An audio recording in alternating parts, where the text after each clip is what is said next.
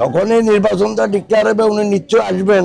Bangladesh free বলতে কি? Free for mob, free for গণপিটুনি দিয়ে হত্যা করা? কোনটা ফ্রি বলতেছেন আপনি? এটা বোঝান আগে।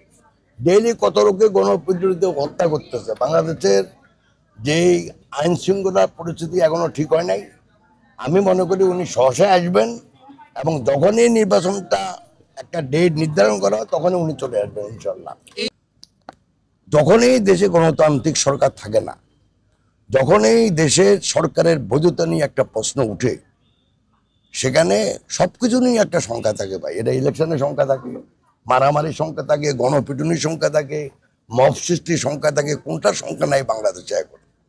তো সেজন্য এটা নিয়ে এত চিন্তা নাই। আমরা চাই অবিলম্বে নির্বাচন, বলছে ফেব্রুয়ারিতে দেবে, তাহলে চলে, এবং সেটা হবে অবাধ, সুষ্ঠু, গ্রহণযোগ্য নির্বাচন। আমি মনে করি অবাধ, সুষ্ঠু, গ্রহণযোগ্য নির্বাচন যদি হয় তাহলে যেই জিতুক তারাই সরকার গঠন করবে, তারাই গণতন্ত্র চালু করবে বাংলাদেশে। অতএব এটা নিয়ে আমাদের কোনো পেরেশানি নেই।